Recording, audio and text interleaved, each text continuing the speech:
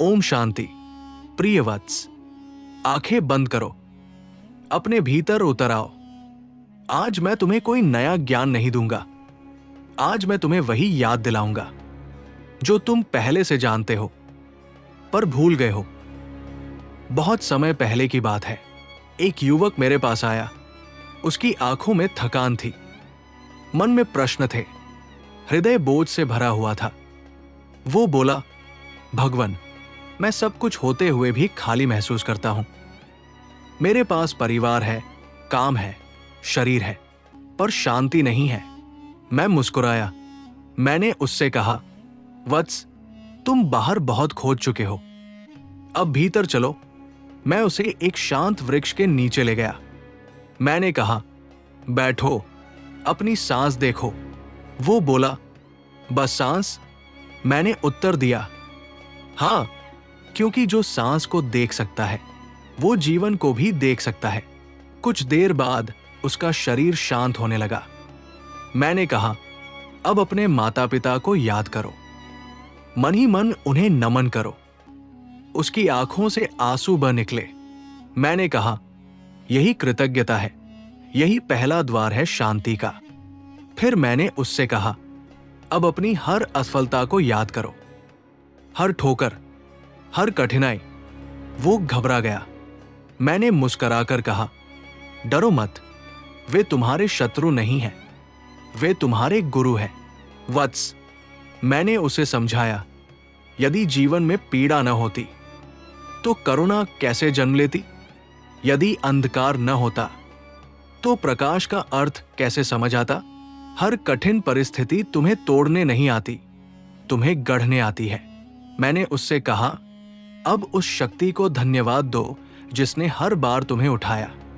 उसने पूछा, कौन सी शक्ति? मैंने उत्तर दिया, जो तुम्हारे भीतर सांस ले रही है। वत्स, तुम जो आज हो वो तुम्हारे विचारों का परिणाम है, और जो तुम बनोगे वो भी तुम्हारे विचारों से ही बनेगा। दूसरे तुम्हारा भाग्य नहीं लिखते, तुम स्वयं अपनी कथा रचते हो। उस युवक ने कहा, पर लोग मुझे दुख देते हैं। मैंने कहा, नहीं वत्स, लोग तुम्हें केवल परिस्थिति देते हैं, दुख तुम स्वयं चुनते हो। मैंने उसे सिखाया, जब तुम जिम्मेदारी लेते हो तभी तुम शक्तिशाली बनते हो। जब तुम दोष देना छोड़ते हो तभी तुम्हारा मन हल्का होता है। फिर मैंने कहा, अपने हृदय पर हाथ रखो। उसने रखा। मैंने कहा, महसूस करो, यही तुम्हारा मंदिर है। वत्स, तुम्हारा शरीर तुम्हारा पहला आश्रम है, तुम्हारा मन तुम्हारा पहला शिष्य है। इनका सम्मान करो। मैंने उस युवक से कहलवाया, मैं शांत हूं, मैं जागरूक हूं, मैं अपने जीवन की जिम्मेदारी लेता हूं। और पहली बार उसके चेहरे पर हल्की मुस्कान आई। फिर उसने पूछा, भगवान, मैं अकेला महसूस करता हूं। मैंने कहा, अकेलापन अभिशाप नहीं है वत्स, ये आत्ममिलन का अवसर है। जो स्वयं के साथ रहना सीख लेता है उसे संसार की भीड़ नहीं चाहिए। मैंने कहा, तुम अकेले हो पर कमजोर नहीं, तुम अकेले हो पर अधूरे नहीं, तुम अकेले हो पर अपने साथ हो। वत्स, मैंने उसे समझाया, खुशी बाहर नहीं मिलती, वो भीतर जागती है। शांति कहीं खरीदी नहीं जाती, वो अभ्यास से उत्पन्न होती है। उस दिन मैंने उसे ये भी सिखाया, केवल कर्म करो, फल छोड़ दो।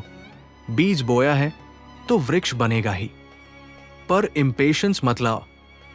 मैंने कहा, तुम अच्छा सोच सकते हो, तुम अच्छा कर सकते हो, क्योंकि तुम्हारा मूल स्वभाव शुद्ध है। फिर मैंने उसे क्षमा का मार्ग दिखाया।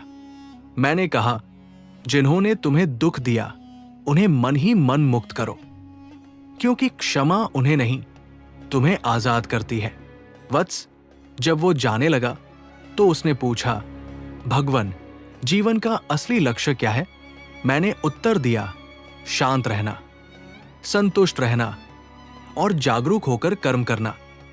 वत्स, अगले दिन वही युवक फिर मेरे पास आया।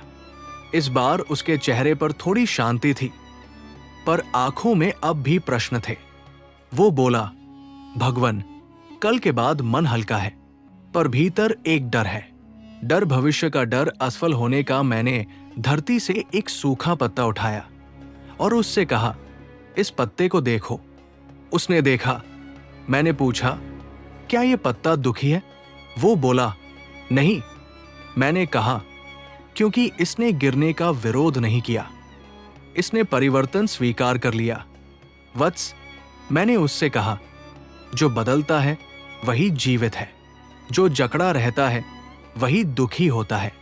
भविष्य का डर वर्तमान से भागने का बहाना है। तुम अभी में रहना सीखो। वो बोला, पर मेरे सपने बहुत बड़े हैं।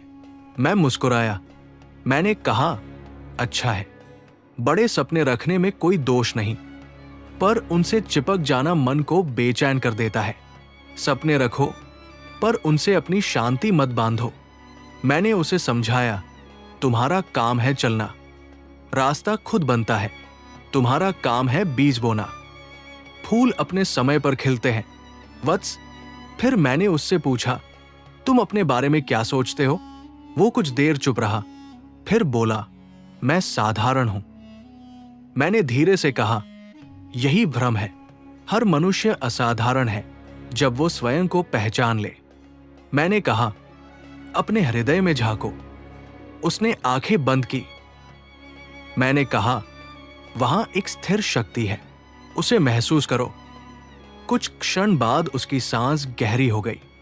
मैंने कहा, यही तुम्हारी असली ताकत है।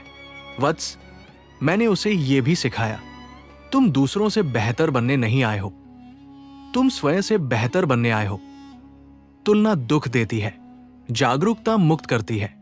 फिर उसने कहा, भगवन, लोग मेरे बारे में गलत सोचते हैं। मैंने उत्तर दिया, लोग तुम्हारे बारे में नहीं, अपने भीतर से सोचते हैं। तुम्हारा काम है अपने विचार शुद्ध रखना, बाकी संसार खुद संभल जाएगा। मैंने उससे कहा, जब तुम अच्छा सोचते हो तुम अच्छा बनते हो, जब तुम अच्छा बनते हो तुम अच्छा फैलाते हो। वत्स, उस दिन मैंने उसे क्षमा का अभ्यास कराया। मैंने कहा, जिन्होंने तुम्हें चोट पहुंचाई उन्हें मन में प्रणाम करो। वो चौंका। मैंने कहा, हां, क्योंकि उन्होंने तुम्हें मजबूत बनाया। फिर मैंने उससे कहलवाया, मैं अपने अतीत को स्वीकार करता हूं, मैं स्वयं को क्षमा करता हूं, मैं हर बोझ से मुक्त हूं। उसके चेहरे पर गहरी शांति उतर आई। मैंने उसे बताया, अकेले होना कमजोरी नहीं, ये आत्मसंगति है। जो स्वयं के साथ रहना सीख लेता है वो कभी खाली नहीं होता। वत्स, मैंने उससे कहा, पैसा जरूरी है पर शांति उससे बड़ी है। नाम अच्छा है पर संतोष उससे ऊंचा है। सच्ची समृद्धि मन की स्थिरता है। वो बोला, भगवन, मैं मजबूत बनना चाहता हूं। मैंने कहा, तो जिम्मेदारी लो, अपने विचारों की, अपने निर्णयों की, अपने कर्मों की। जब तुम ये कर लेते हो तुम अजेय हो जाते हो। मैंने उसके कंधे पर हाथ रखा और कहा, तुम टूटे नहीं हो वत्स, तुम तराशे गए हो। हर पीड़ा तुम्हें आकार देने आई थी। उस दिन जाते समय उसने कहा, अब मुझे अपने अस्तित्व पर गर्व है। मैं मुस्कुराया। मैंने कहा, बस यही पर्याप्त है। वत्स, उस युवक को आए कई दिन हो चुके थे। अब उसकी चाल में स्थिरता थी, आंखों में भय नहीं था, चेहरे पर मौन मुस्कान थी। वो मेरे पास बैठा और बोला, भगवन, अब मैं पहले जैसा नहीं हूं। मन शांत रहने लगा है। मैंने कहा, क्योंकि अब तुम भाग नहीं रहे, अब तुम उपस्थित हो। मैंने उसे फिर ध्यान में बैठाया। मैंने कहा, अपनी सांस को देखो। वो देखने लगा। मैंने कहा, हर श्वास के साथ नई ऊर्जा भीतर आ रही है। हर श्वास छोड़ते समय पुराने बोझ बाहर जा रहे हैं। धीरे धीरे उसका शरीर ढीला होने लगा। वत्स, मैंने उससे कहा, अब अपने हृदय में उतर जाओ। कुछ क्षण बाद उसके चेहरे पर गहरी शांति फैल गई। मैंने कहा, यही तुम्हारा असली घर है। फिर मैंने उससे कहलवाया, मैं जागरूक हूं, मैं इस क्षण में हूं, मैं जीवित हूं। वत्स, मैंने उसे समझाया, जीवन कोई युद्ध नहीं है, जीवन एक विद्यालय है।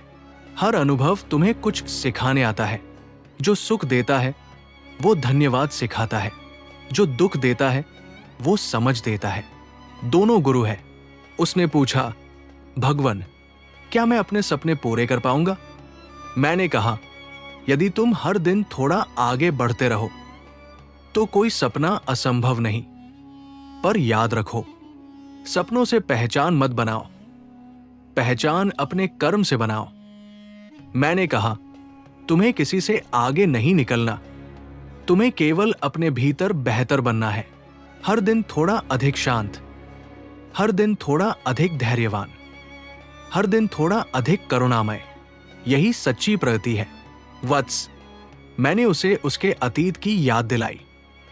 मैंने कहा, देखो, तुमने कितना सहा, कितना सीखा, और फिर भी तुम खड़े हो।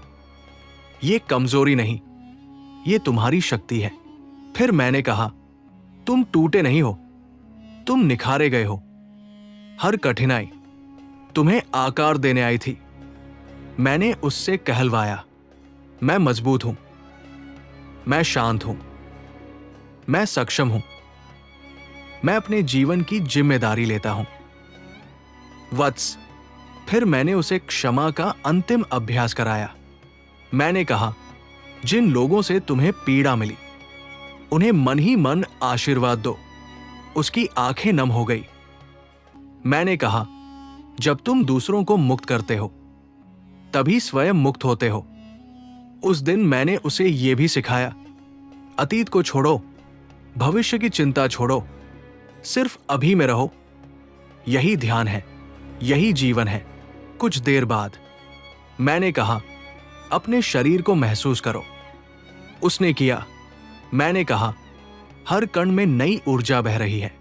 फिर मैंने उससे ये प्रतिज्ञा करवाई, मैं स्वयं से प्रेम करूंगा, मैं स्वयं का सम्मान करूंगा, मैं स्वयं को छोटा नहीं समझूंगा, क्योंकि मैं भी इस ब्रह्मांड का हिस्सा हूं।